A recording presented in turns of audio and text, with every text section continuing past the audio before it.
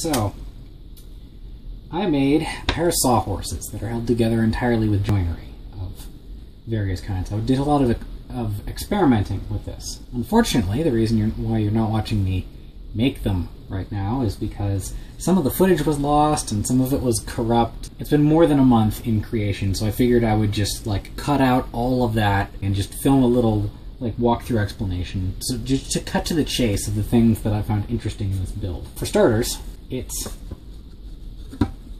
held together with just a mortise and tenon over the top of it, and it has this nice shoulder here so that it stops when it goes down.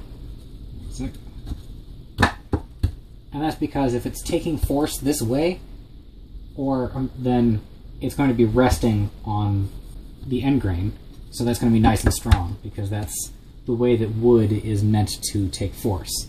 And if it's trying to go in any other direction, it's captured. The only thing that it can't do is come up, and if I'm pulling up on it, either I've got like my foot or my knee on it or something like that, or I should just be using a different surface for that kind of thing. So I had a hell of a time getting these nice and square and straight and everything.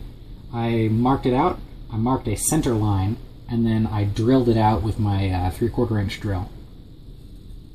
And then the rest of it was all cleaning up with a chisel, which took a bit to get used to, and I recommend that you do a couple of test projects just so that you get used to that, if that's the way that you're going to do it. You could chop the whole thing out entirely by chisel, and that would give you like nicer and cleaner results. But it also takes longer, so I was in a rush because I had been working on these for quite a long time, so I decided to not do it that way. Now, for the legs here, these are done by a bridle joint, which I made a whole video about it because the bridle joint explanation while I was filming the build of these was taking too long. And I think it's good that I did, because now the bridle joint footage for this is lost. On one of them I pinned with a 3/4 inch dowel, just because that's what I had around. And I wanted to drawbore them. That's where the pin hole in this one is, and the pinhole in this one don't line up perfectly. So there was a problem with that, though, because the way that I drilled it, originally this was supposed to be the top and this was supposed to be the bottom. The problem is, when I had them offset from each other, I did it in such a way that it would push them apart instead of draw them together, which is what a drawbore is for, is drawing them together. I also ran into the problem of they were offset by too much, so when I drove the pin through, it cracked this cheek of the bridle joint, which isn't that big of a deal because it's still solid on this side, and it only has to capture it from the other forms of motion. It's only cracked in one spot there. For what I'm going to be using it for, that's fine. If this were furniture, then I would toss out this leg and start over. For these, there's a huge knot right here, which I had to saw multiple relief cuts into. And sawing multiple relief cuts is a good opportunity to practice your sawing skills, both for your ability to saw straight down and without pitching one way or the other, but also to be able to saw efficiently where your arm is free rotating, free moving like this, and with both hands. That's a good place to do a lot of practice. So sawing through it from here in little 1/4 inch or shorter chunks, got that out, and the rest of this I took out with a chisel. It was a very pleasing process, and I'm probably going to do it again in a future build. And the reason I'm doing all of that is because as this surface changes shape over time, the highest spot on it is going to be in different places. And so these little feet that stick up a little bit is just enough to give it clearance for the maximum stability I can get. Now the pin on the other one, this one isn't drawbored, it's just to to align it, and that's because I wanted to be able to remove it by hand. And that's a pretty tiny pin to be doing that in. This shakes a little bit. This one, not so much.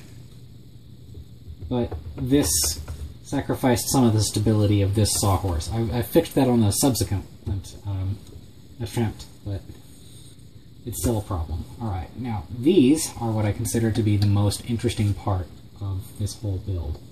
And they're pretty in there, so I might wind up talking about it on... let's see if I can get that out of there. There we go. Okay. So, I saw this on some of those big red gates that you see in leading up to Shinto shrines. And the way that works is I have a tenon cut. I left it full length on that side, and I undercut it on an angle. That's a 5-degree angle there. And then the mortise that goes to it is also cut on a 5-degree angle. It's a little tall on the back side here, and, or on the inside here. And in order to keep track of which side is going where, I put the legs together and I drew a little face on it, so you can see half of my face right there. Not my face, just a face. That way the side that's to the outside would be easy to identify. The top of the mortise is just straight across. So I start out the full length of it, and then it drops down by slightly more than the distance here, and it wound up being like a 1/4 inch underneath that. So if you see it go together, there's a gap there, which becomes a gap there. Now, the pin to retain it is the width of the mortise, or the width of the mortise and the tenon, but it's slanted. It's slanted going into a flat-topped mortise there. This is 1/16 shy on the end and 1/4 tall on the other end. So this space right here that this fits into is 1/2 inch. So this is 1/16 shy of that and 1/4 or 1/8 tall of that. So it has a very gradual incline. So it should be contacting right about there, because the whole thing only has a span of 3/16. And installing these is pretty straightforward. Line that up and just tap it in place with a mallet, and that holds it incredibly well. Once this is on and together like that, this is rock solid. And if it happens to loosen up with just because it's been wedged in there, or because of moisture, you can tap it in a little bit extra. It comes out a little proud on the one side, but it's flush with the tenon on the other side. And it was important to me that these pins be harder. So this is red oak. And the reason for that is the pine here is going to like flex and compress a lot more, and I don't want the wedge to also do that same flexing and compressing. I want it to resist as much movement as possible. So I chose something that was pretty stable and wasn't going to deform under the forces that were being placed on it quite so much. Okay, and before I added the stretcher, this was actually pretty rickety. It was pretty rickety in this direction. It was nice and fine in this direction. It's tight enough that I can pick it up by that top piece. That's just held on with friction. And especially if it's got a little bit of tilt to it, that's going nowhere. Or at least, it's enough for me to pick it up. I normally pick it up from here. Or, yeah. Now, for fitting the bridle joints, there was a lot of experimentation. I found what I was kind of expecting, which is that chopping this section for the leg to fit into it for the bridle joint was much easier to do by chisel than it was by saw. But if you're going for speed and you have something thin like this, then you're probably going to wind up doing it the way that I did on this. This is just held in by friction, but it's been holding in there by friction for a long, long time, and that is really, really going nowhere. What I did here is I cut shy of it by about somewhere between a 16th and an 1/8 of an inch on both sides there, and then expanded it in like little 1/16 of an inch slivers or smaller up until it would accommodate the bridle joint cheeks. And doing it that way, and by just like little hair's breadths of a thickness, got it. Like, I had to pound these home with my dead blow hammer, and they have loosened up a little bit because I did that when they were still a little moisture heavy. And it's very dry in here, especially because it's the winter. But these are really on there. That's the most solid. This is the most solid joinery I've done of this kind so far, where it has a little bit of give there, but it's like I can't pull this out by hand. I would need to like put my leg right here in order to yank that out. Now, I did run into some other problems with this one. Yeah, it's this one. So there's a screw right there, and you know I hate screws. So what happened is, as I was fitting this side, you notice that the mortise and tenon joint is a lot tighter right there. This is just something that comes with practice. You get better at cutting tenons, and you get better at cutting mortises. So on my second attempt, I made a much cleaner tenon, and fitting it to the mortise, I made it small again, and then was slowly easing my way out to the full tolerance.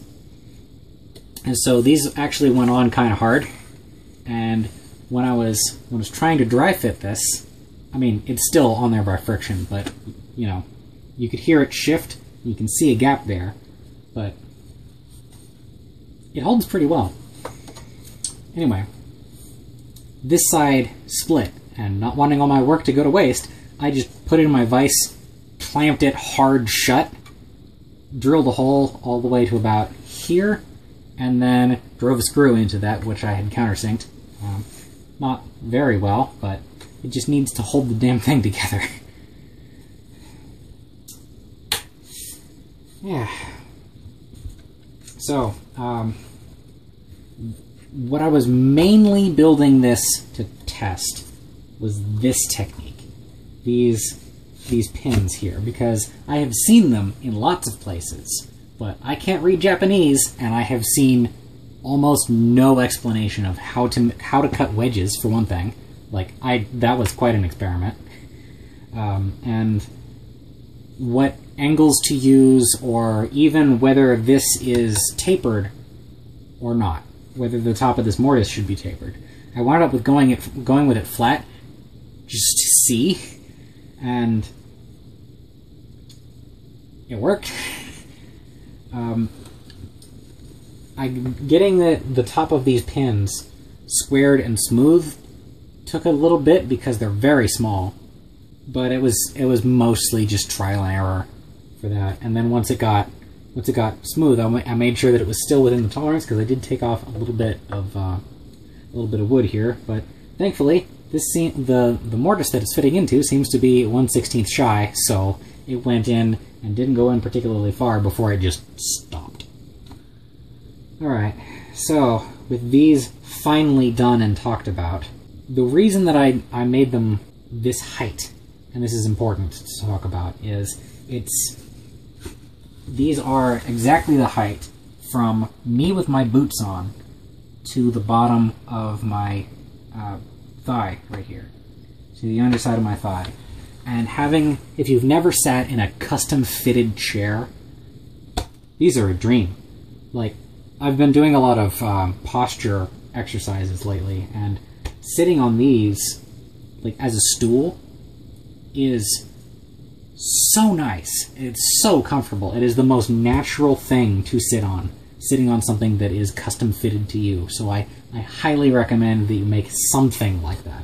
I'm probably going to wind up making a chair or something in the future, but we're not there at the present. We've got a couple more projects before I start doing things that are clean looking. This is, like, you can see that I have like the rounded corners on this for practical reasons, like that is actually planed in. But these are, the rest of it is just left raw because I don't need to take the extra wood off. It's not going to change the performance of the thing, and it's labor that I don't want to do. These have been very successful. If I had to do it again, I would have been more consistent with my measurements, for one thing. Like, the top piece of this is different, is like 1 inch off of the top piece of that one over there. They're the exact same height, which is good, because I was working to my own like height needs. So they're the same distance up off the ground, almost exactly. And I can fix that in a little bit if it becomes a problem. Now, something that I've been doing lately to try and work indoors, which is why I was in such a rush to make these, because it snowed for a long time. You know, you were there, alive during 2017, 2018, probably.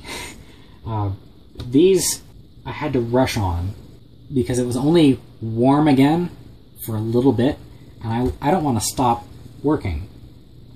So the only way that I can move my work inside and have enough space is if I made these sawhorses and had 2 of them and a board stretched out between it or something like that. And that's been my work surface lately. I'm going to talk more about that in my next video. Okay. So, man, these pins, these are like the entire video to me, is doing this joining technique. I'm probably going to pull that up in another video. Also, the cows around here are really loud. Okay, if you found that to be helpful or interesting at all, the #1 thing that you can do to help me out is to share this video. The #2 thing you can do to help me out is to leave a comment, and hopefully by now you will have subscribed.